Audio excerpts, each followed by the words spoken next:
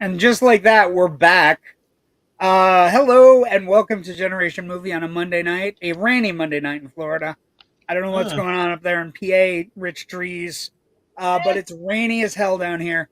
Welcome to Generation Movie on this stormy night, a dark and stormy night in Florida for me. My name is JW Colwell. I'm joined as always by my co-host, my partner in crime, my Silva rat to my no, he's Bond. I'm more what? Silva. You're I'm more Silver Rat. You can be Bond Rat tonight. Okay, And we'll that go seems from fair. there. I think that's fair. Um, how are you doing tonight, Rich? How is everything going for you? I'm And doing great. I Um, have I'm one armed, so bear with me with regards to getting to comments and things, but we'll mhm. get there. I promise. I promise everything will be fine. How are you doing? I'm doing good.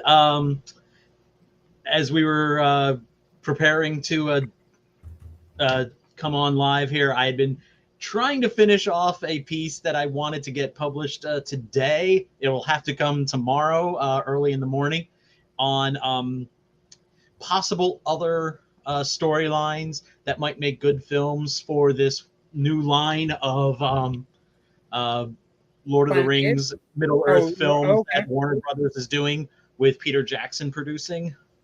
Um, Yeah, the what is the it's called The Hunt for Gollum is the next one, I guess, with Andy Serkis directing and it's of course it's a playing story that's gonna Gollum. yeah, it's a story that's gonna take place between the Hobbit and the Lord of the Rings.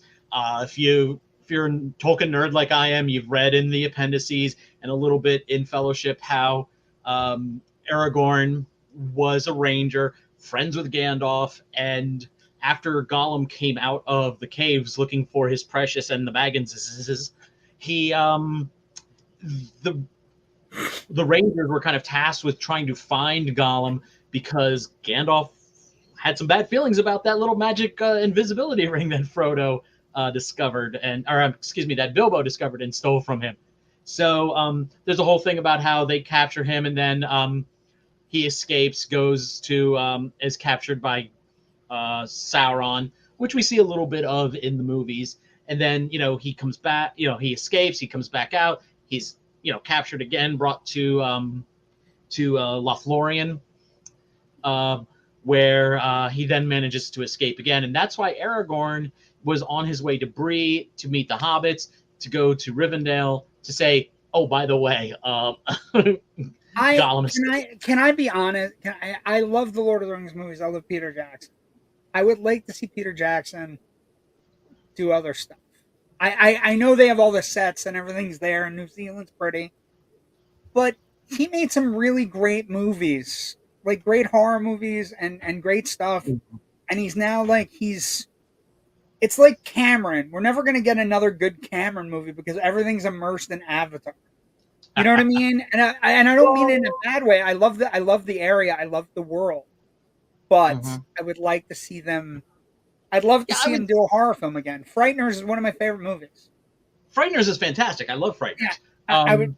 But I would say that maybe the parallel between Jackson and Cameron kind of falls apart when it's Peter Jackson's just kind of overseeing the productions. He's producing. I think he's working on the writing a little bit and the development, but it's going to be Andy Serkis who's directing this film. We've already seen him Oh no, I direct think it's going to be great. Don't get me wrong. I'm direct just something else. I just feel That's like he gets caught. He's caught. You know what I mean? I Like think he's he's going to been be working immersed on in more. it so much. I think he's You know going what to I have the mean? ability to work on more than one project at a time. So he's I going to hope so. do some Lord of the Rings stuff, oversee that. Um, Honestly, I wouldn't be surprised if Philippa Boyens, out of like him, Fran Walsh, and Philippa, is really the one who kind of leads a lot of the creativity stuff. She's the Tolkien scholar. They have the infrastructure to be able to do that. I hope it works out. I really do. My story that I want to talk about. I am glad you're pushing that story out. I think we would be remiss as a film history show to not talk about this man. Yes, yes, yes. I like and Roger Corman like I know everybody has such a narrow some of the, not everybody film fans don't. But I think if you say Roger Corman, they're like, oh, the schlock movie guy. He made like a bunch of cheap movies and all kinds of stuff like that. But in reality, Rich, he is one of the defining uh, filmmakers in the history of the business. Not just because he made movies, good movies, cheaper, and then also developed the idea of selling his entire canon to VHS and video stores and doing all of those things. But because he was also very keen about finding the next generation of filmmakers. He mentored so many people. Speaking of James Cameron started off as an art director for this guy.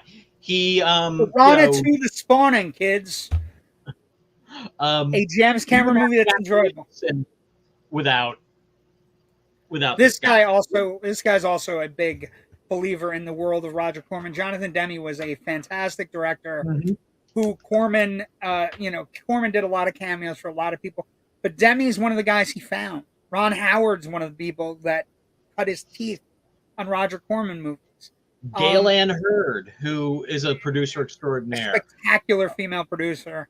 If you were to put like the Mount Rushmore of, the second half of the 20th century of film history, one of the four people would absolutely have to be Roger Corman. Probably. Yeah, because he changed the business. Like George Lucas, and I don't know who the other two would be even. Maybe Spielberg, yeah. But I'm remiss. Corman. The interesting thing for Corman is that he was like he did everything. So when he finally got to the point where he broke away from some of the places he worked at, and he started making it, he made his own movies, and then he started producing his own movies. He became a factory, and also, a place where actors could go and work, make money, come back, like Vincent Price and Mask of the Red Death, and this guy in Little Shop of Horrors, he just touched so many filmmakers. Like every time you see a filmmaker standing next to Roger Corman, there is a giddy smile on their face because he made some of the greatest. Like his Fall of the House of Usher is one of the greatest adaptations of an Edgar Allan Poe thing, and I'm remiss not to bring it up again, just because it's one of the great movies of the '60s, where and he made so many great movies, but it's more the lives he touched, like the sheer volume of people that he got into the business and processed them through the business. It's an astounding legacy. We talk about it on this show all the time. I was thinking about this. We talk about legacy on this show all the time, and his legacy is staggering. It's a staggering legacy. Joe Dante, another one. Joe Dante, yeah. The idea that he was a schlockmeister. He kind of knew the public, excuse me, kind of knew the public's taste for things, but he wasn't afraid, I don't think, to do something. I mean, from all accounts, he was like a regular, kind of a square dude. He, kind of straight-laced, but very enthusiastic about being a filmmaker.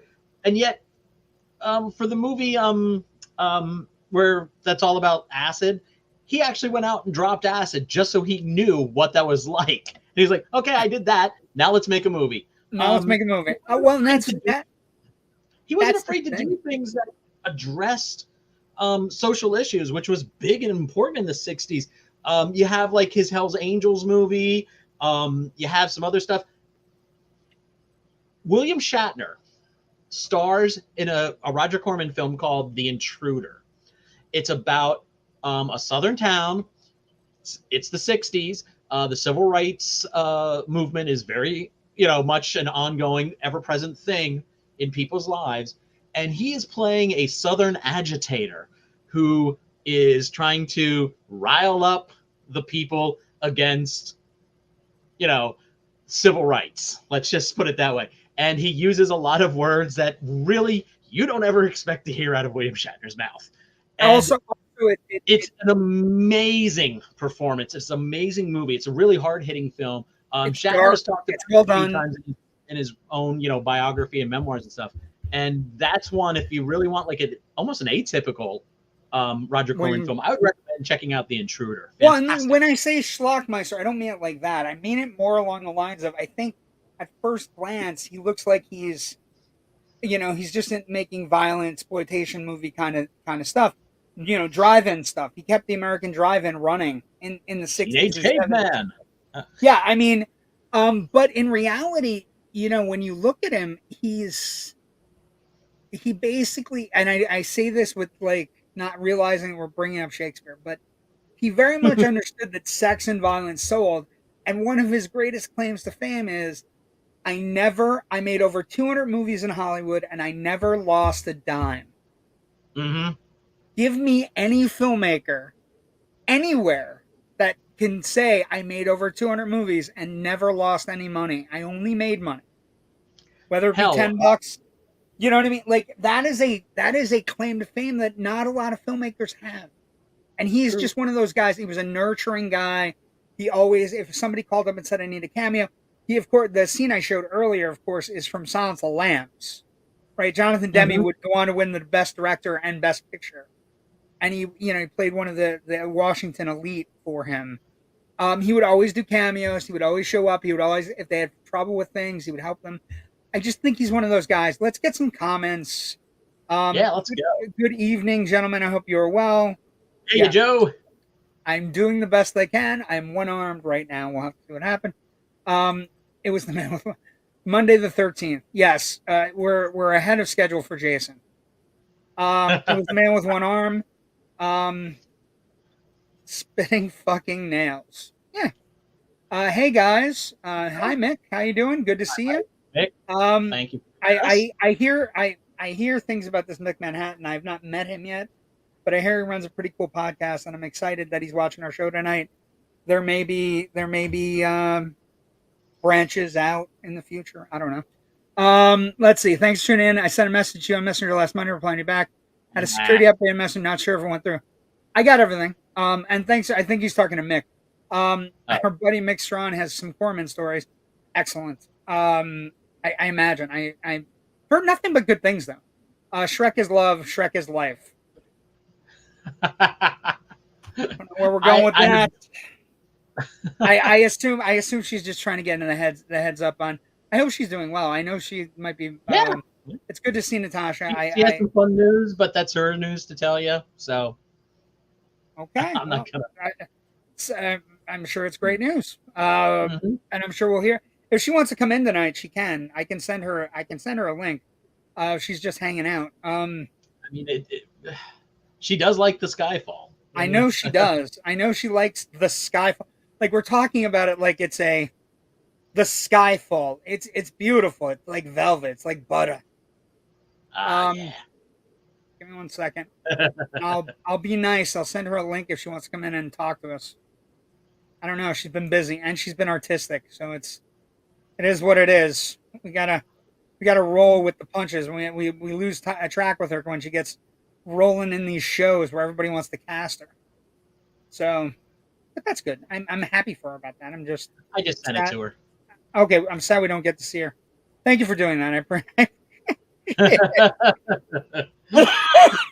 Anyway, I hope it didn't sound like too passive aggressive right, of me. Yeah, already sent it. Already. Give me 2 minutes. No, to her. No, I know, but it's like passive aggressive, like maybe it's breaking out. Well, a couple things. We can get some things out of the way while we're waiting for her to come in, because I'm sure she's going to talk about Daniel Craig and how great he is and all this other stuff. I'm going to agree with her. There's a very one limited time. Okay, so if you like what you're seeing, and we're hearing that people do like what they're seeing these days, some good numbers coming out recently for us. Indie Escape Network, please like and subscribe on YouTube. It's a YouTube channel. You get all the shows. You get my show, This Generation Movie with me and Rich. You get my Loud Nerdy show with Kyle and Jerry, who I'm getting back to tomorrow night. And we're adding some shows. Gabe's got a show coming up and everything. Also, our Facebook page. If you like the Indie Escape Network, like the Indie Escape Facebook page. It's the easiest way to get links and be able to see everything that's coming. Anyway, I'm super excited because we're both fortunately and unfortunately, I don't know if you know this, Rich, but tonight's the end of BOND-A-THON 20. Our second annual BOND-A-THON 2024 ends tonight. We've looked at all these guys. We looked at Connery. We didn't look at Lazenby because he only had one movie.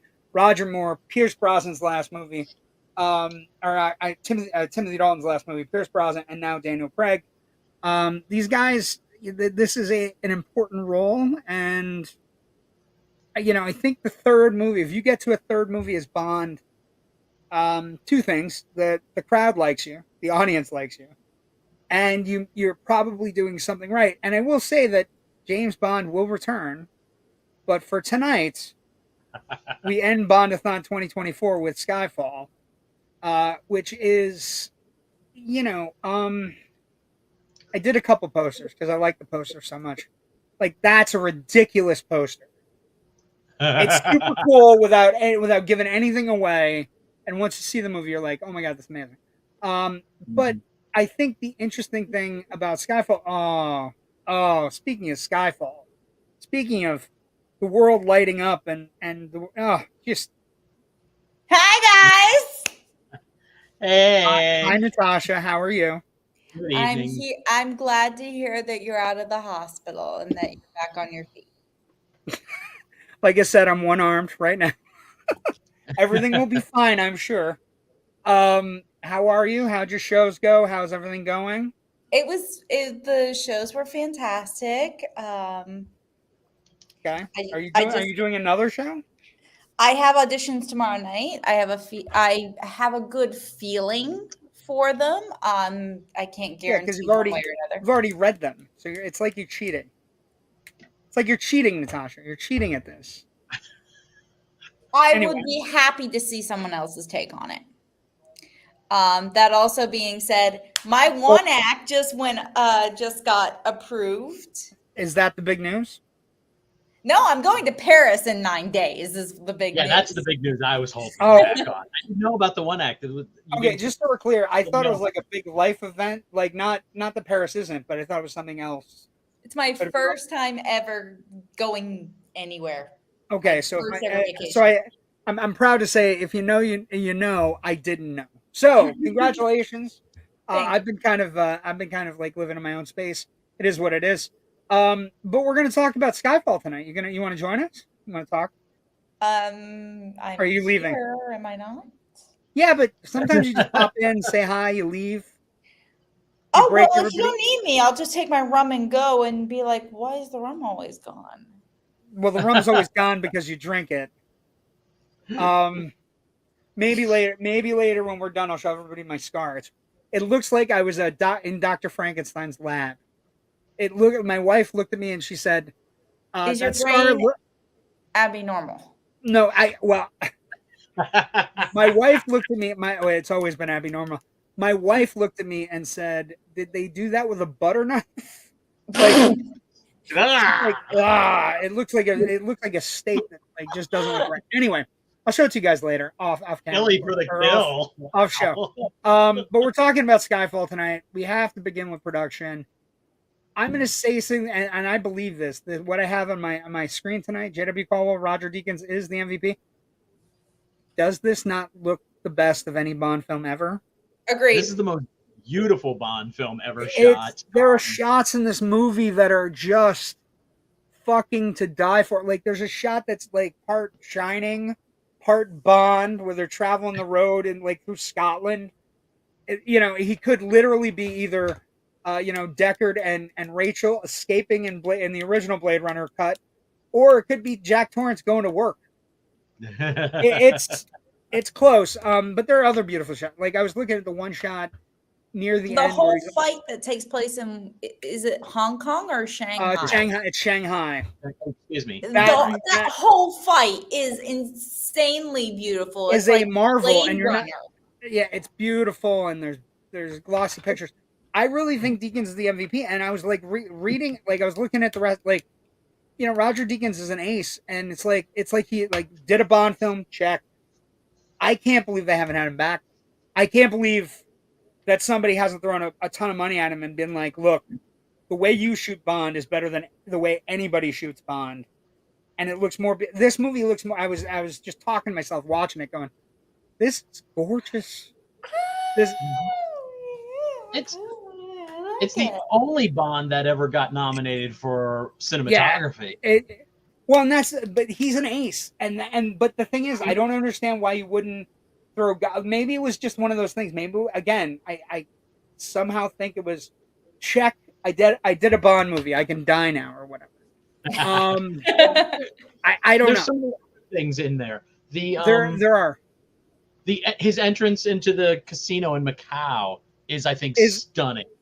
The dragons, the dragon sequence, where the dragons are just all around and they're all lit up and they're all beautiful, and then there are lanterns in the water, and he's in like a gondola kind of thing, like everything about it, like even the sequence with the giant lizards is hilarious. Like it's so well shot.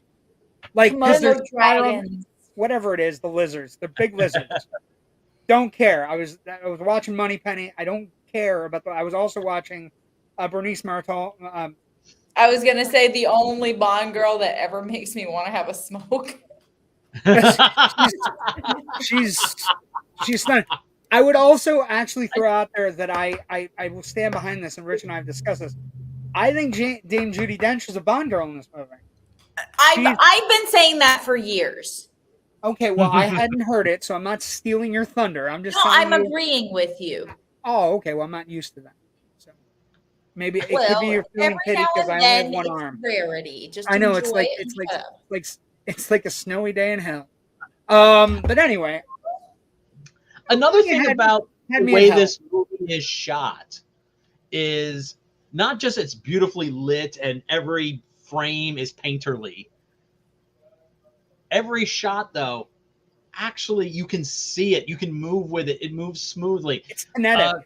Solace was very shaky cam, trying to emulate what Greengrass was doing over in Bourne films. Yeah, absolutely. And it didn't work for a Bond film. This, I think, kind of brings back a bigger grandeur, a bigger scope, and you get that travelogue feel of a classic Bond film.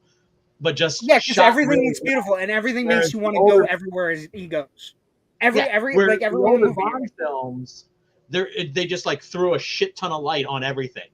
There was never any kind of kind of compositional thought going on there. It looked like to me. I also here though, it's a world of color and shadow, and that's what you need. I also want to give credit to the Craig Bond films for a couple of their opening sequences and their songs are all like, except for Quantum of Solace, which again is the definite delineating Bond where you go, but this movie, like the song is great. The opening is great. Who doesn't hate that song? I don't think it's a Bond song, but I like the song. I just think I hate that Bond moving. I think it's one of it has to be in the argument. Because every Bond actor has at least, maybe one that doesn't work. And I think Quantum of Solace, because of its nature, doesn't. But then this picks it right, like this picks up the slack, right? The opening is great. It has, 4 or 5 action sequences that are stunning, you know what I mean? That are absolutely like great. It has good character moments. Production, we have to talk about Sam Mendes taking the ball and running with it, right? And then the writers, Neil Purvis and Robert Wade and John Logan, they come in and, after Quantum of Solace, Mendes gets talked into, maybe directing, right? They basically get all those people under the same roof for like whatever. They film in London, Shanghai, Istanbul, and Scotland, right, with IMAX cameras and all these different things, and it's a stunning, you know what I mean? Like it's the first Bond movie that grosses $1 billion. It looks like $1 billion. It's the first Bond movie after MGM's financial troubles, kind of, after MGM gets out of bankruptcy, right? It was also my first Bond film in the cinema. It wasn't my first Bond movie, but it was my first Bond. I was gonna say Vesper thinks you're cheating. Vesper was my first. I understand. So she was my She took my virginity. Your Bond-genity? But the best lover went to Spectre. To Skyfall. Well, and I think so. It kind of checks the boxes for Bond. Great opening sequence. Although, like, I think one of the interesting things about the Craig Bonds is they do all the things that are like at the end. Like all of his movies have sort of an ending where it becomes, Casino Royale becomes Bond at the end. They play the music. He looks like the badass that he is, and every one of his Bond movies tend to have that. Like in this one, it ends with the circles, which is, again, they're kind of playing with the rules. And one of the things that I love about this production, again, filmed everywhere, they spent a ton of money on it, right? I mean, casting kind of happens, and they get lucky with other casting, Rich. They get, they luck into Ray Fiennes, they luck into Rory Kinnear, they luck into an obviously Finney. smashed Albert Finney. He's smashed. He keeps did he call her Emma because he thought it was Emma, or did he call her Emma because he didn't know it was M? I think don't he know. called her Emma because he just heard M. And No. I think that's the truth. No. I think that's the truth. What? Okay, well, what do you think then? With Albert Finney calling her Emma? Mm-hmm. I think he lucked into it, but Craig knew it. Craig let it go. No. I think. And I think if you have there's a Albert Finney on your possibility set, that you let Craig it go. mentioned that there was someone in his life named Emma. He didn't say who. He didn't say what she was to him. But if he ever kept in touch with Kincaid, he may have mentioned that. I don't get the feeling that he kept in touch with Kincaid. Yeah, he doesn't. No, I don't think he does either. I think they haven't seen each other since the day he walked out of the underneath. Because there's that one sequence where Kincaid's talking and he's like, he went, 2 days after they died, he went into the hole, and when he came out of the hole, he was a man. Like did he fight underground indigenous creatures? I don't know. But the production, but Ray Fiennes is fantastic. Once they get Sam Mendes on, right? Who's a big boy director taking it very seriously. Basically, Mendes is lured because Daniel Craig and him worked on Road to Perdition. So they've had a tie. They have a tie. And when we get into these things where people are cast or people are brought into the franchise, when you have to go into the Michael G. Wilson and Barbara Broccoli meetings, right? He had to give them. He really had to audition for this role. When you read about it,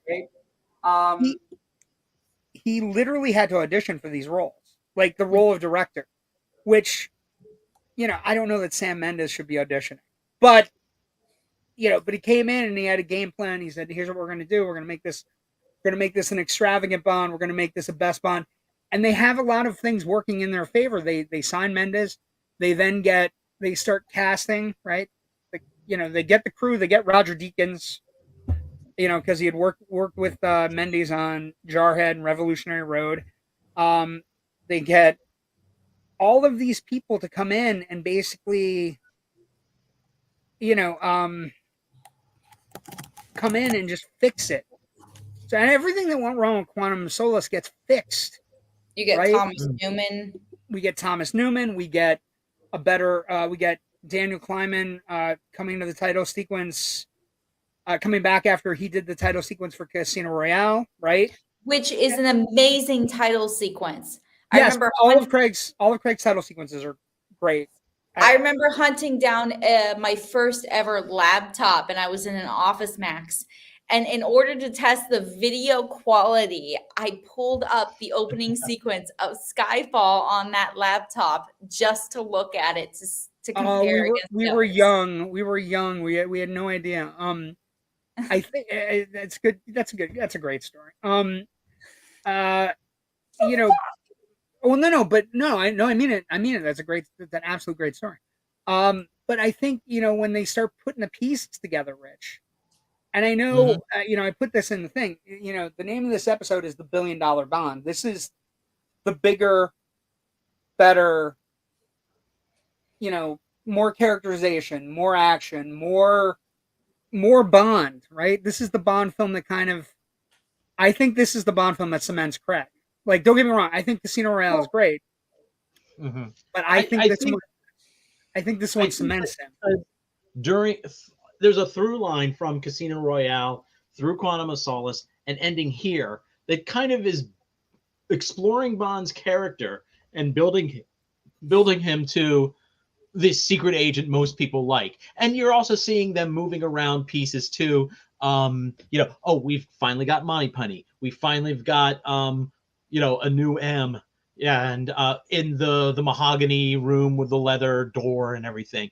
I mean, when we talked about Casino Royale last year, we talked about that last moment where he becomes James Bond, and that's the first moment we get the music. That's actually, in retrospect, it's more of a bit of the first couple of steps on his journey to becoming the James Bond that we know as a character and as part of the zeitgeist. And this is like the ending, and then we get pretty much like one real kind of James Bond film, and then we get No Time to Die, which is kind of like examining the real life fallout of being that character, as opposed to just I think the serialized or exotic, adventures. So I think that's absolutely correct. I think he finally grows into the role, but they also grow the character to grow him into the role, and it was the perfect way to do things. If whoever is going to be the new Bond, and God damn it, we did BOND-A-THON, expecting a new Bond by now, and they didn't announce. You did, I didn't. Son of a bitch. But what I would say is, filming on this filming was scheduled for 133 days, took 128 days. They bring the Aston Martin back. They bring all of components of Bond. There's a train chase. There's a motorcycle on the top of the Istanbul market. You know what I mean? Like, everything kind of coalesces. One of the things that I love reading about was basically Neil Purvis and Robert Wade they loved Ian Fleming books when they were growing up, right? And they came up with the idea that we're going to make, they did write a script that did include Bond having to kill M, and basically got rid of Bond killing M and M just kind of dying from the gunshot wound, which I think is an interesting kind of edit. It's the right edit, I think. They were working with the premise of working like a Bond that was like You Only Live Twice, The Man with the Golden Gun, basically Bond being presumed dead or Bond being an amnesiac, that sort of thing. And they, they basically take all the pieces that they need to do. Logan was brought in very late. John Logan, who is one of the great script doctors in the history of Hollywood, comes in and John Logan? Yeah. Hold that thought. Did you just realize that John Logan also wrote the script? Are you checking? What are you checking? That's who I think it is. Yeah, it is. It's exactly who you think it is. Oh, yes! I turned off my camera, didn't I? No, you didn't. No. We saw that recap. There was a giddiness and exuberance that I just can't do anymore because I have heart problems. So, Gladiator.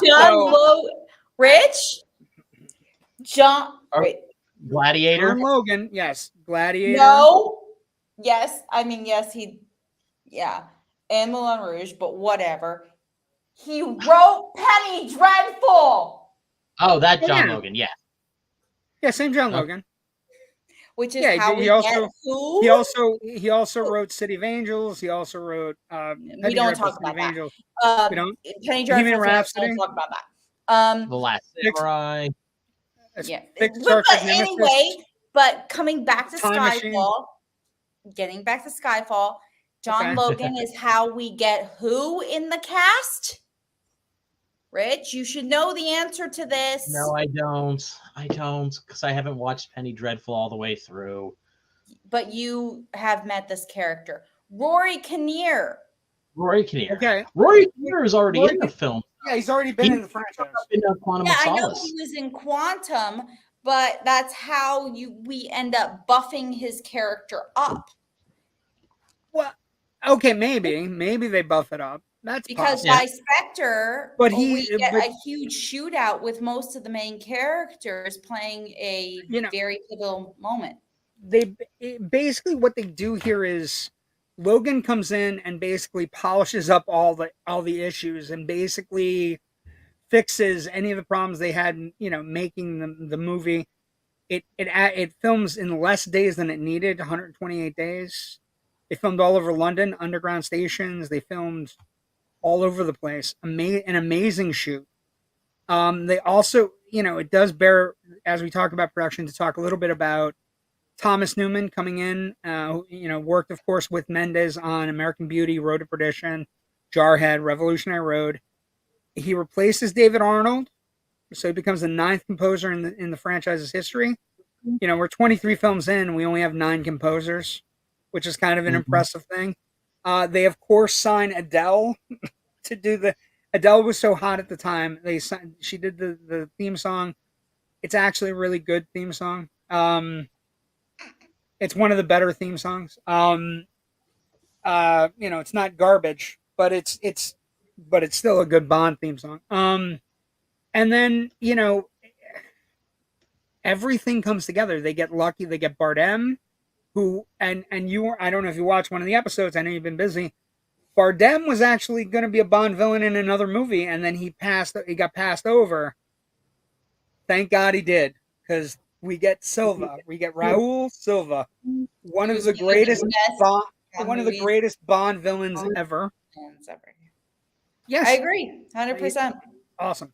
The Bond girls are a little like Naomie Harris is considered one of the Bond girls in this movie. Nobody knows she's Moneypenny till the end, but it's a refurbished Moneypenny, so we get the attraction, and apparently they've already done stuff. So because they went shaving and whatnot. May I really quick? Yeah, sure.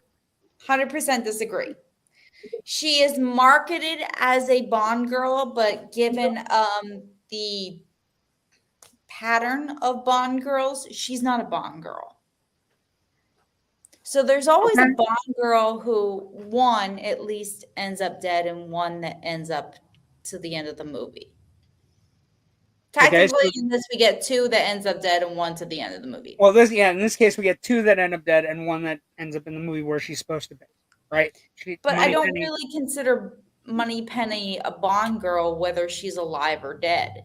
No, but this is a refurbished. What do you think about this, Rich? This is a refurbished Moneypenny. This is not necessarily a Moneypenny that we're used to. So she's out in the field. She gives up the field. She eventually goes to see him in the field again. And she is a romantic interest for a few minutes, at least, when they're flirting during the shaving scene. And then she actually makes big strides in the fight in the casino. And her and Severine are pitted against each other. They're both dressed up in the casino. I think she's a refurbished Moneypenny. Once his eyes are on Severine, Moneypenny doesn't matter. Well, yeah, but and she also is a capable agent when during the attack on the board meeting. Yeah, the secretary meeting. Yeah. And she's behind the smoke screen. So covers M. She gets M out of there a little bit. Natasha, she's no Christmas Jones, but she is a good Bond. Getting the other MPs out of there and stuff like that. I don't think she's a Christmas Jones. What I think is that unless Bond knows he's never going to see this person again, he doesn't shit where he eats. Okay, but and therefore, I think it's a refurbishment because girl. There's always been the flirtation between him and Moneypenny. And then they continue it through Spectre and No Time to Die. So we can agree to disagree. Somebody wrote this to you. It's all ogre now. Yeah, I know. You little shit. Okay. So I understand. So I have some pictures we can show. This is Bond, Severine, and Silva. The costume design in this movie is amazing as well. That Dolce and Gabbana still has me in a chokehold. Yeah, here's Craig, dressed up, running around London. Here's the very important scene we're going to talk about soon, which is one of my all-time favorite Bond scenes for two reasons. And then here's Naomie Harris carrying the bag out like a good Bond girl should. Anyway, great shots of Scotland, amazing with Dame Judi Dench and Daniel Craig, and then of course Hugh meeting in the museum. Looking at a what? Where he's looking at a picture of the old, what is it? The old, it's an old Ironsides picture, isn't it? It's one of the most famous paintings in England, I only watch movies. Done by Turner, and is actually on their currency. Oh, there you go. There you go. That's why we bring you in for these amazing anecdotes. You are incredible. Let's talk about box office. This is where shit gets crazy and real. Skyfall earns $1.109 billion worldwide, becoming the first Bond film to hit the $1 billion mark. At the time of its release, it's the highest grossing film in the history of Sony Pictures, and it was the second highest grossing film of 2012. It earned $80 million in 25 markets in the opening weekend. It had the second highest IMAX release weekend behind The Dark Knight Rises. It's just everything that this movie did. It opened in 3,500 cinemas, widest opening ever for a Bond film at the time. It earned $2.4 million for midnight showings. IMAX large format cinemas went on to gross $30 million its opening day in the U.S., $88 million in its opening weekend, biggest yet for a Bond film. And then by the end of the run, kids, we're looking at $304 million at the domestic box office. That is a slice of change, kids. It ended up grossing 806 worldwide. This is a lot of moolah. Production budget, though, however, it does need to be pointed out. Production budget is $200 million. So it ends up grossing 5.6 times its production budget, which anybody would take. Which 35 is a good return on investment there. Yes, and this is a movie that came out in 2012, and we should point out that the adjusted inflation on this movie is $411 million. So we're talking about, we haven't had a $400 million movie in a little over 2 years. So just the idea of the box office of this movie is off the charts. It is the $1 billion Bond film. And it just kind of sets the table for other Bonds. Although I don't like, they will never, like, the next two Craigs won't get to the $1 billion mark, right? So we get kind of like, this is the high, and then it kind of has a little bit of a lull, and then goes back up with No Time to Die being his last entry because everybody wanted to see it. But the box office here is incredible. We've talked about all these Bond movies and how it started off as a franchise that cost $3 million to make. Cost $3 million to make, and now here, 23 films in, we're hitting the $1 billion big boy mark in Hollywood. What can be said about that? That this is the first perseverance. Yes, just keep try again. Keep pumping out movies. Yes, probably the exact wrong idea, a wrong lesson to be taking from all of this. The right lesson is continue to find new and interesting things to do with your franchise characters. Explore them, not just put them through, some formulaic paces. If you're going to go somewhere with them or in the world, capture the beauty of that place. There's nothing like find filmmakers that really want to do it. Find filmmakers that go, hey, I really want to do a Bond film, right? And one of the things about Bond has always been, and you and I have talked about it, it's been very in-house. It's been very, like, we kind of churn them out every 3 years, right? And that definitely happened a lot during the Connery, and not towards the end of the Connery years, mainly during the Roger Moore years, right? You know, they, and then they, you know, lulls here and there, and then they, every once in a while they hit, but it was more because of, you know, Brosnan being great in GoldenEye, or there was a lust for the, like, we need Bond. You know what I mean? We haven't had a Bond movie in forever, so we'll take whatever scraps we can get. And Craig is more the reinvention of the character. Just speak. We're not in school. Just speak. I don't want to be talking over one or another. That's what, yeah, but that's how this works. Okay, That's fine. Shut up. So, fair. You okay, Rich? So glad yeah. I'm so glad you can pick on a one-armed heart patient. Go ahead. Go. I just got done watching The Fugitive, so that means nothing to me. I don't need a prosthetic. Okay. So I actually kind of disagree on Okay. that. Disagree Rich, what? Yes. I think the renewed interest in Skyfall came from the fact that Quantum of Solace was so terrible. Normally, when Bond has a really, really bad movie, i.e., Timothy Dalton, Die Another Day, Pierce Brosnan, they completely cut that sector, recast the Bond, and start from scratch. So we have now skipped forward from 2008 to 2013. We're looking at 5 years instead of 3. And people are going, how are they going to come back from this? Well, I think they just had a really good movie, and word of mouth, you know, helped bring people in. yeah, I think everything leading up to this movie had not. I think there was a thing where they wanted to get away from Quantum of Solace, but I think they did that by, like, revamping everybody, bringing in Mendes back on tripods. I also disagree with that. It has nothing to do with having a good product. It has to do with the marketing placed around its 50th anniversary, guys. That's possible, but not.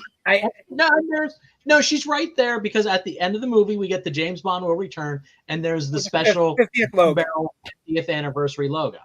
But and I we think had the 50th anniversary re-release of the Blu-ray complete set. Hello, Rich. I know you have that on your shelf right next to you. Don't even try to play me. Well, no, but I don't think. But the idea, I think part of it is going in. One, yeah, Quantum of Solace was down, but I don't necessarily that invigorates people to go, I'm gonna go see Skyfall. I think realizing what a letdown Quantum of Solace was, and then going, we're bringing in Sam Mendes, we're bringing in Javier Bardem, we're bringing in all the, you know, I think that was more of why it was the biggest thing since sliced bread. Yes, I agree. As a film nerd, I 100% agree with you. But for the average moviegoer who doesn't recognize those names, they're more interested in, oh, this is the 50th anniversary. Well, it's lasted this long. Maybe I'll check it out. But the last movie was shit, and they've still kept the same Bond. How are they even doing that? Okay, well, they weren't. I'm curious. I think the contract for him was another thing that was kind of well known. Is I think he had 3 pictures with an option for 2 more. So I don't think anybody thought they were going to replace him after Quantum of Solace. I think one of the things that came out of Quantum of Solace can be broken.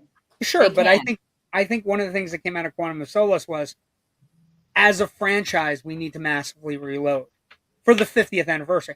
I think the 50th anniversary occurs. I think you're right about all of that. But I think part of what happens in the studio, part of what happens with the Broccolis and Wilson, is that they go, for our 50th, we have to massively reload. And I just think that the box office streams from the fact that it's a good Bond. Like it's one of the very best, but also that doesn't get you $90 million on an opening weekend. But if there are all these stories about like they knew how disappointing Quantum of Solace was and they reloaded, I think that's what got me excited. Once Mendes signed out, I was like, I love Sam Mendes, so I was all about that. And you're right, maybe average filmgoers don't know it, but Mendes at the time was one of the hotter directors in Hollywood willing to do a Bond film. Right? Okay. May I tell my own little story of how I started Bond? So this is actually one of the movies that got me into Bond.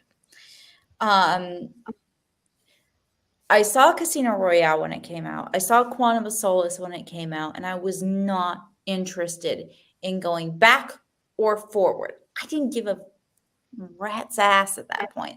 I was so disappointed from one to the other that I did not care about James Bond. I didn't want anything to do with it. I thought it was a useless piece of old-time machinery that needed to be taken off to the scrapyard.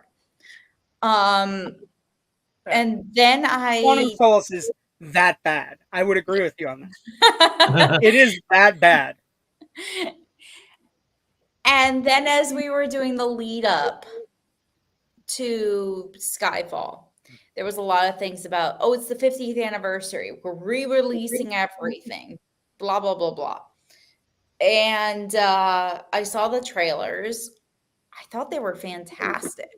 Trailers are really good. I watched oh my God. I knew nothing about the cast, about the crew, about the director, the writer, the composer.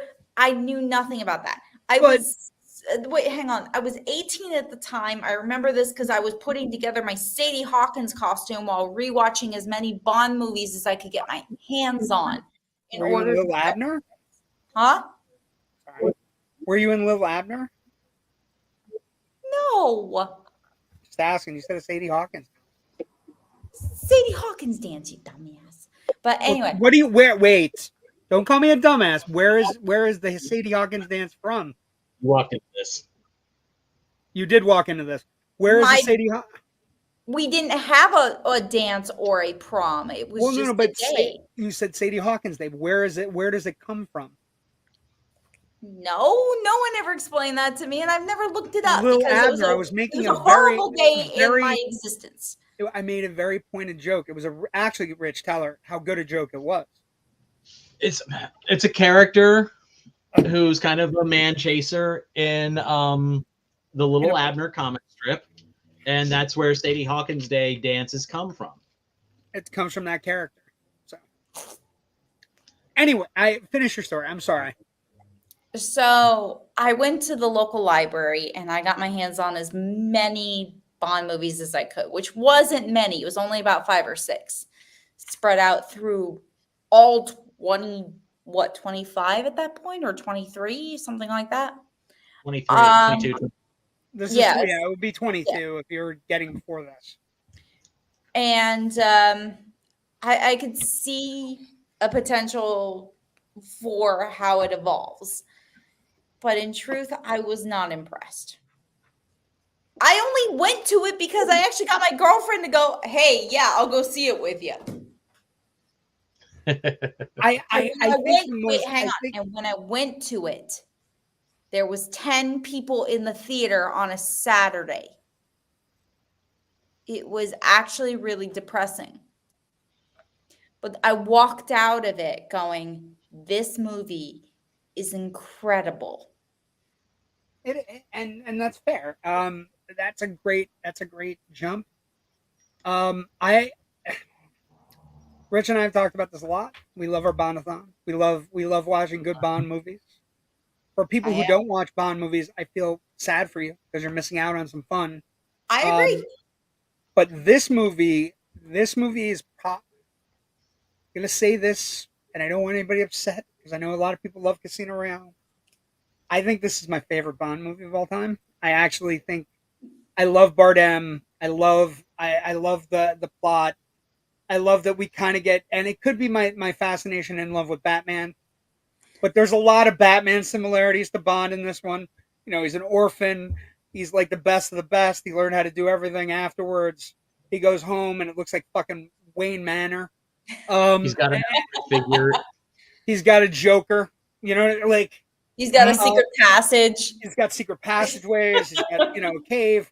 He he has a utility belt that eventually has a little. I have a radio. Anyway, but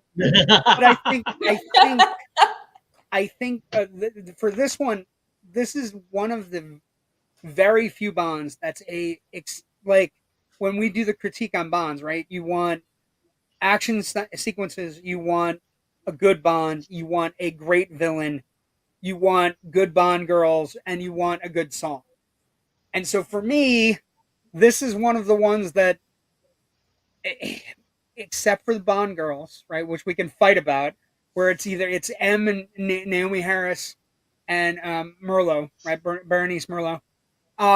It's one of those Bonds for me that hits all the bases.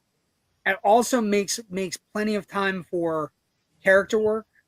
It makes plenty of time for Bond being, the idea that Bond gets shot off a train and then he goes and just kind of drinks himself into a bottle for a good portion until he has to come out of retirement. And when he comes out of retirement, he's not that great. Like he's mediocre at best. And that it has one of my absolute favorite Bond scenes. The villain monologuing is sometimes a Bond failure, but the Bardem sequence with Craig, with its homosexual overtones, with its everything on the line, with his just pettiness about like, I was left out in the rain, I was cold, and nobody cared about me, and she threw me under the bus. And do you want to drop a multinational corporation? Want to kill somebody and make your own missions? You don't have to work for them anymore. You can be your own person. That is one of the best Bond villain moments ever. Like, he is fully formed. He is, again, he's a revenge machine, but he's had his hand in a lot of things that we don't know about up until this point. And offering Bond the ultimate, join me and we could rule the world. And then, then you have the great sequence where Craig says, what makes you think I haven't done it?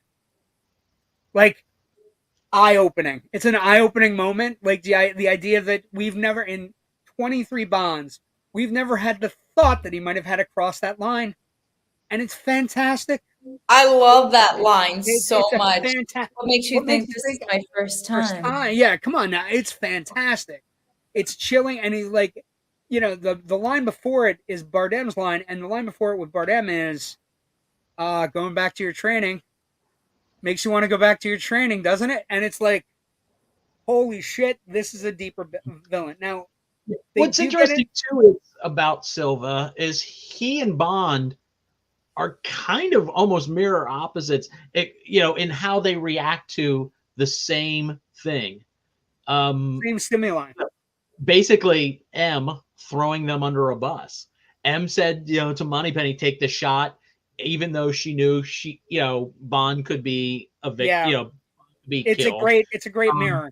Knew that she had to throw Silva to the Chinese during the Hong Kong handoff in 1999 because he overstepped his bounds. Yeah, so that's also one of my favorite lines. Bardem has so many cool lines. Bardem has so many cool lines, but like the one, she sent you to me. She knew you were ready, and that you'd probably die. Like, and then he has Bond stuff on the screen behind him, and it's monologuing by a Bond villain, but it's so amazing. I love Bardem. I think he's probably one of my favorite Bond villains, only because he has a sheer purpose. He has one purpose, and he gets kind of like the dog who chases the car and catches it, and he just can't stop. Like, when he escapes in London, he should have just walked away and continued to do whatever, and then it would have been really cool. Like, you could easily see him showing up in Spectre or whatever. But again, all Bond villains have to die a horrible death. Although nice this one's Dark Knight reference, by the way. Thank you. I would also say it's like, the action sequences are great. Cinematography is like the scenes in Shanghai, both the sequences in Shanghai, in the building, in the casino, in Macau. It's the most beautiful a Bond film has ever looked. And we've seen a lot of Bond movies during this Bond-A-THON, Rich, where they don't look great.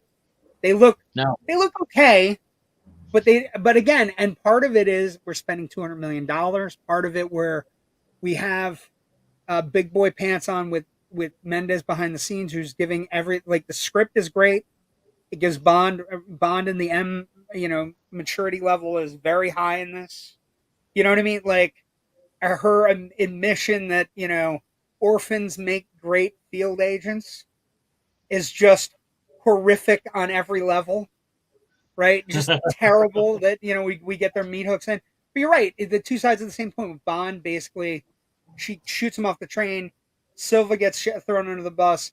Bond comes back to her, and Bond always comes back to country, right? That sequence where he's doing the the line. There's so many great little Bond moments in it. Where he's missing the target, so he just walks closer. Fuck it, I don't need to do this shit. I'm James Bond. Like, fuck. And I just think it's one of those Bond movies that has all 5 things going at once. It has, beautiful Bond women. It has a great script. It has a really good turn as Craig as Bond. It has a killer villain who is, probably Bond's scariest villain because he does all the same things that he does.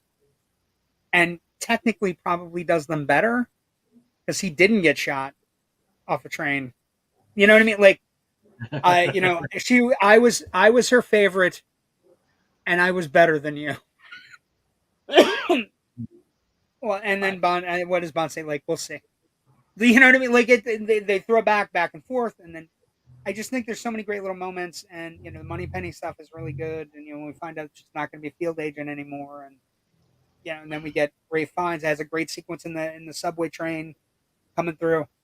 I'm in love with this movie, and as we're finishing up Bond-A-THON 2024, it's easy for me to say it's probably my favorite Bond. It's a top 5 Bond for me. It's my second. So. I think it's the second best of the Craig era. I know you guys are very partial to Casino Royale.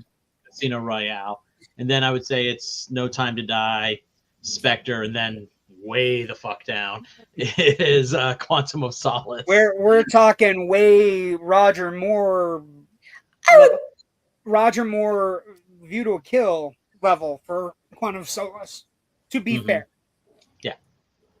Natasha? I would say that it's top 5 greatest Bond of all time, but I wouldn't put it at my number 1. Well, your number 1 is always going to have Eva Green in it. So also, I would also say to you, what is my number 2? Let's see if you know that. There's no rebuttal. That's your rebuttal. I said there was no. Yeah, there's no rebuttal to that. You can't fight that one. And it's okay because it's. What do you think is her number 2 Bond film? Her number 2 Bond film. Well, I know it's not any of the ones that would be in the running for a top 5 Bond. 2, at least one that's not in the running. Because of what we discussed when we watched it a couple weeks ago, Rich, right? So I'm going to say something like, I'm going to say a weird one. I'm going to say, not a weird one, but like, I'm going to say like From Russia with Love, or. For number 2? Yeah, for 2. From Russia with Love is a solid choice. What's your number 2? Are you going to say No Time to Die? Are you going to only be Craig? GoldenEye. Oh, GoldenEye's not a bad choice. GoldenEye's in my top 5 as well. Then Skyfall. Okay. That's still solid. Goldfinger. Goldfinger, I cannot deny, it's actually fucking good. It's really good. It's completely rude, but it's really good. It's really good. Which is why it's 4 and not 5. And then you have No Time to Die, rounding out your top 5. Yeah, you do. That would be number 6. Oh, okay. On Her Majesty's. Okay, that's a fair one. We haven't really talked about Lazenby because we did him last year, and as you know, we didn't get a second opportunity with him. If I had to put, this is gonna sound weird. I was raised on more Bonds, so that's your first Bond becomes a Bond that you get. I would probably go, for me, it would be Skyfall. Spy Who Loved Me, because we just watched it. It's pretty great. Although I will say again, I took the thing I had a problem with Rich was the idea that in the Spy Who Loved Me, Roger Moore and all the Roger Moore Bonds, he waits for everybody to show up to help. He never does all the stuff. And then I would go probably GoldenEye, Casino, or I would go Casino Royale, then GoldenEye, then and this is a weird one, but I'm going to say it because we watched it and I really liked it this time around. Not this time around, but last time around. I really enjoyed The Living Daylights. Rewatching The Living Daylights. I think he, and you and I have talked about this, Rich, he is a Bond that did not get a fair shake, so to speak. Timothy Dalton did not get a fair shake. 100% agree. We've talked about that. This isn't good that we're agreeing so much. I think it's just, you're pitying me. Bond. You're pity. Well, I think he gets a really short shrift.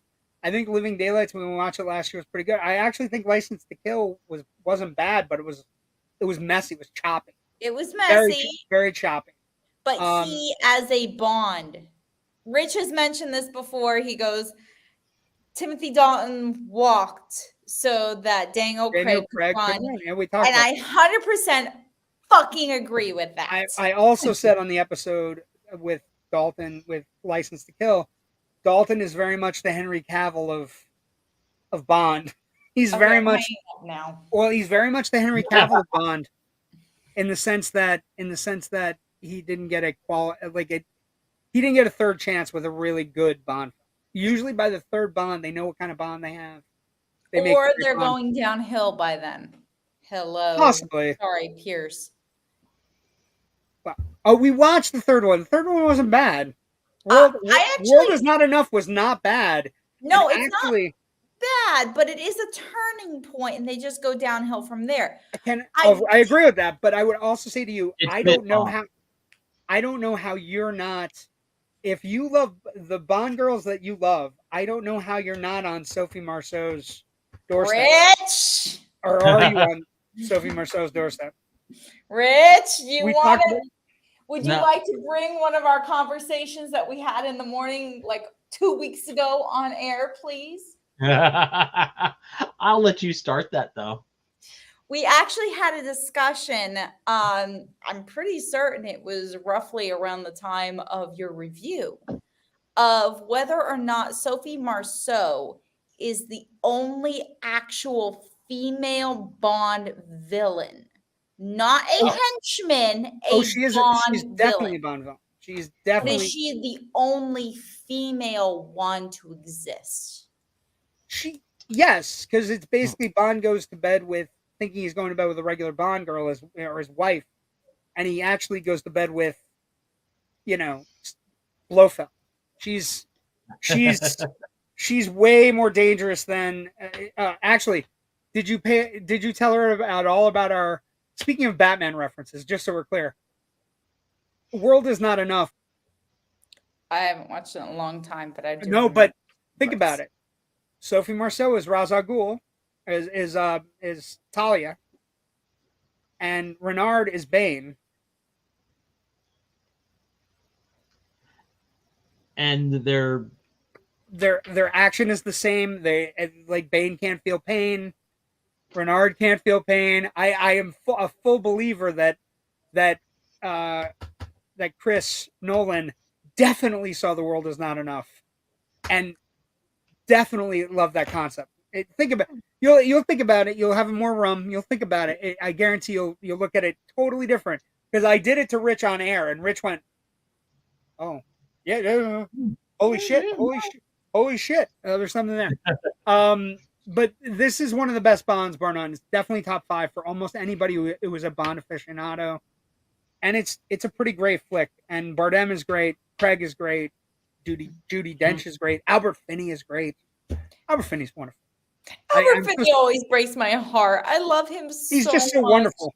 How you doing there, boy? I love him so much. I love that. Let's talk about legacy, franchise viability.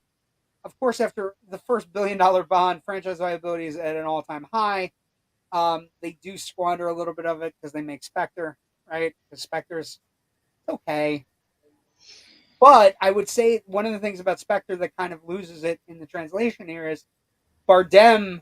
Maybe they should have saved Bardem for Blofeld. You know what I mean? Like, because he's so good as the villain. You know what I mean? Like when they finally cast, Christopher Chris, Waltz. Christoph Waltz. Christoph Waltz. When they finally cast Waltz, it's like it's a step down. His Blofeld is a step down from Silva. You know what I mean? But the legacy is that this is probably Craig's. Like it's the one where Craig comes of age as Bond. By the end of this movie, he's in the circles. Everything's good. They announced 50th anniversary. We're super happy he's going to return.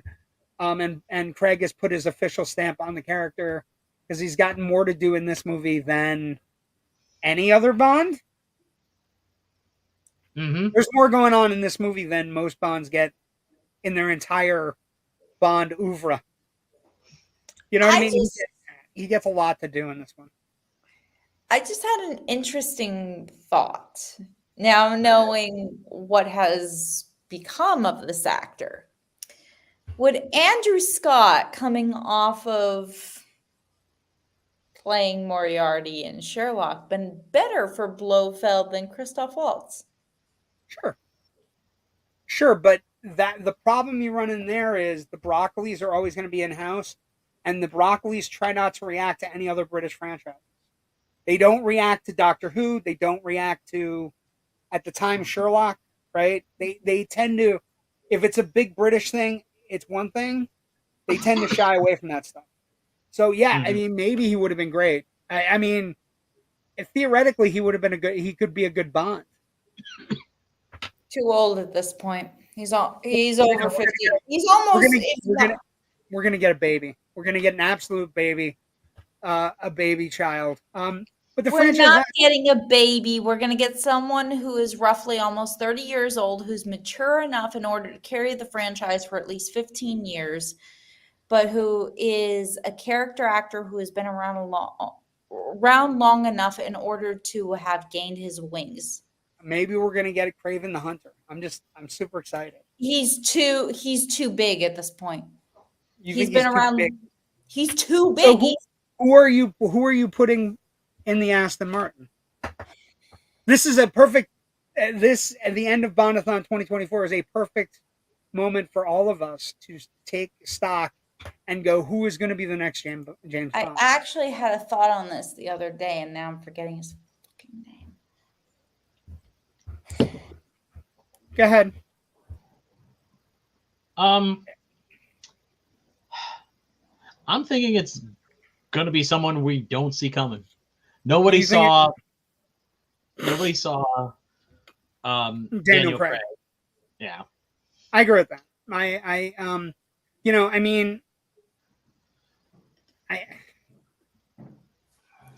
How about I think it could be something like,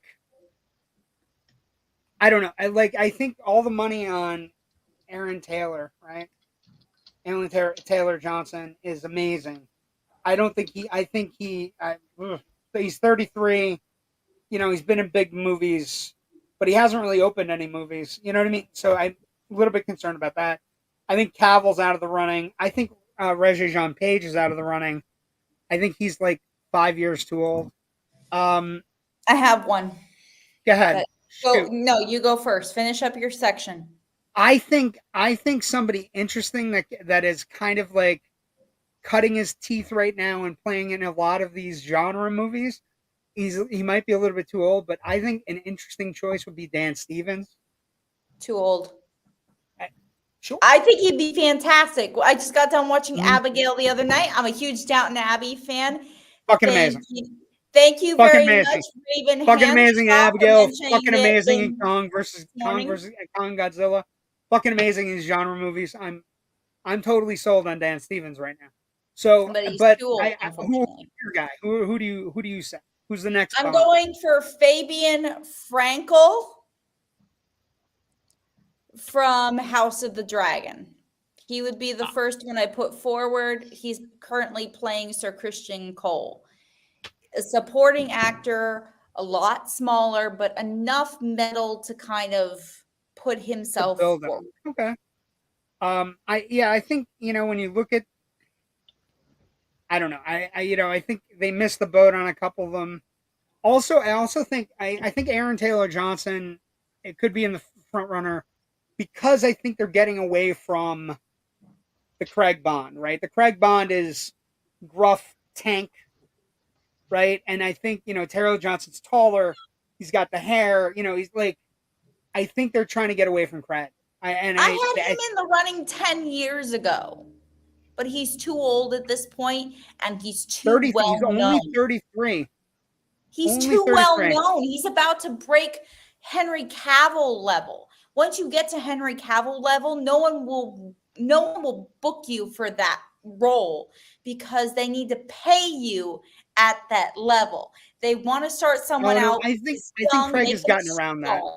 Huh? I think Craig has gotten around that. I think Bond at this point is a viability, is a viable thing for actors, and I think they realize they have to pay they're going to have to pay people. They didn't do it with Star Wars. They're not going to do it with Bond. Star Wars and Bond, I like whether the similar franchises. They're star-making roles. Okay. You don't bring in a star, you make a star. But is Aaron Taylor Johnson that big a star? Yes. He's going to be in fucking Craven. He's not that big a star. Believe me, he's just taking roles. He's that big of a star amongst those who know it. Trust me. Okay. Bullet Train made him one. Bullet Train vastly underperformed. Vastly underperformed, but guess what? Did very well on streaming, and TikTok fucking loves him so much that they try to copy his outfit. Okay. But you pick some obscure guy from House of Dragon. Okay, but maybe.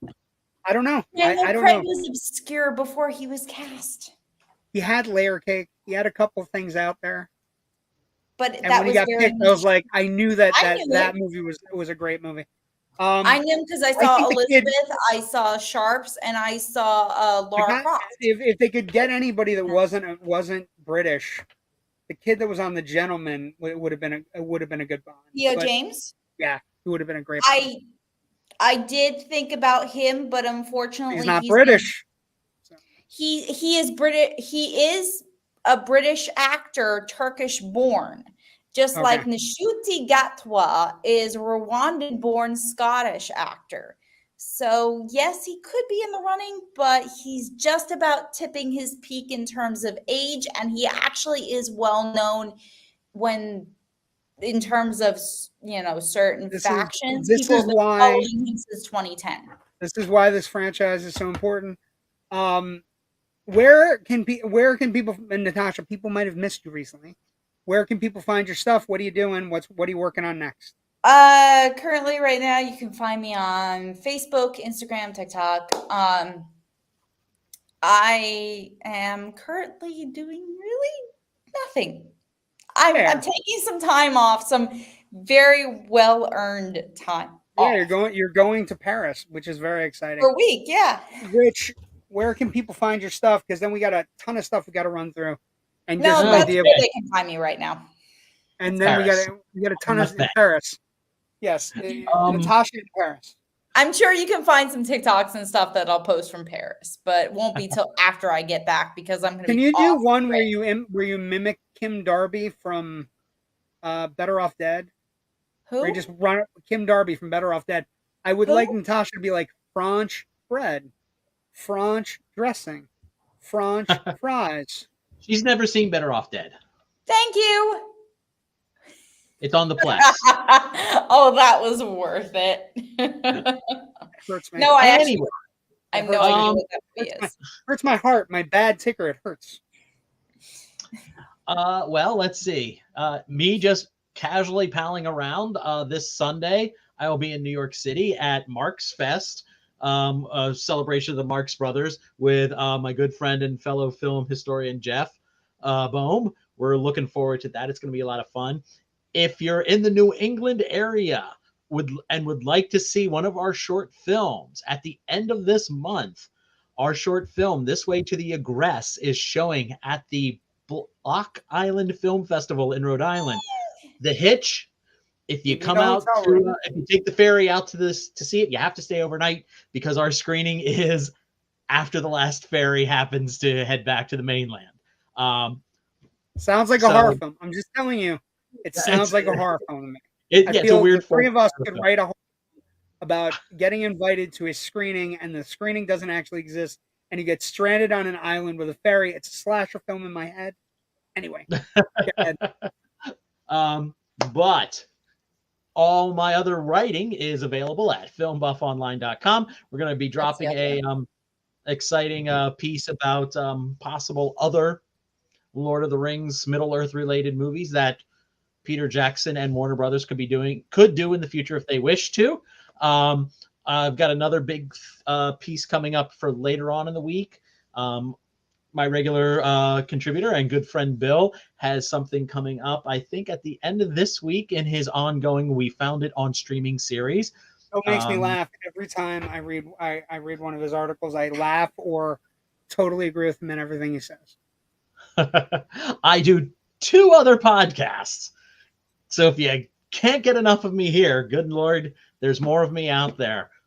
The first podcast, kids. With my lovely co-host and very best friend, Natasha Bogutsky. It's called The Big Picture Podcast. You can find it at bigpicturepod.com, or you can find it on FilmBuffOnline.com as well. The other podcast that I do is in my capacity as a member of the Philadelphia Film Critics Circle. It's called Film Scribes, and you can find that everywhere. Our latest episode dropped last week, and we talked about the 40th anniversary of Romancing the Stone.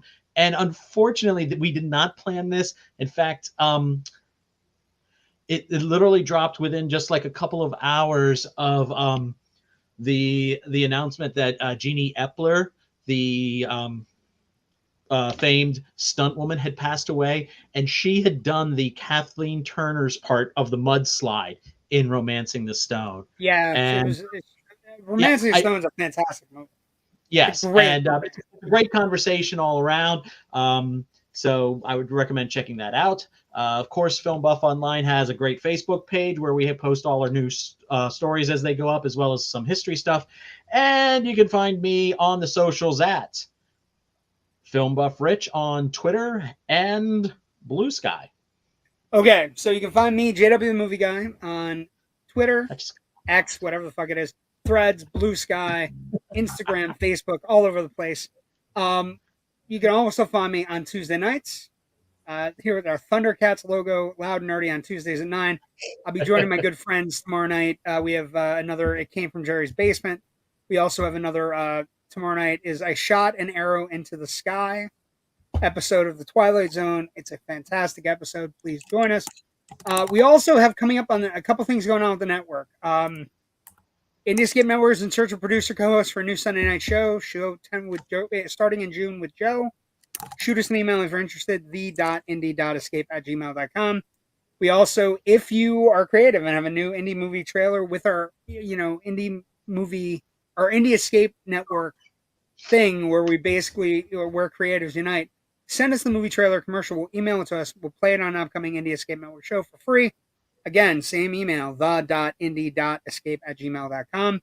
You can find us on all these places: Facebook, YouTube, Instagram, Threads, TikTok, Twitter, IMDb, where we all have IMDb pages.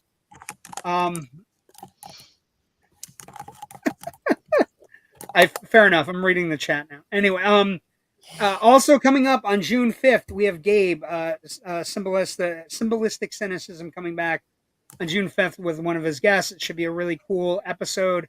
We're looking forward to him coming back.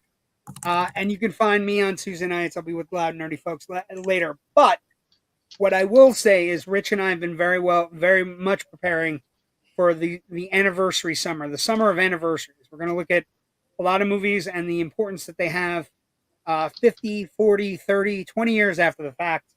And Rich and I are working on that right now. That does mean that we'd have to do a little bit of research and work some things out. So Rich and I will return on the Indie Escape Network on June 3rd to start the summer of anniversaries. Last comment of the night. Awesome show tonight. Thanks for jumping on, Natasha. We appreciate her jumping on and joining us. Thank you for supporting us. I have to work to get a little bit better, so we're coming back June 3rd. We're going to also, I guarantee the lists we have are going to be eclectic and fun and important films, and also some not important films that are just kind of movies we love for the summer of 2024. Thank you for joining us tonight. Have a great week. We'll see everybody on June 3rd.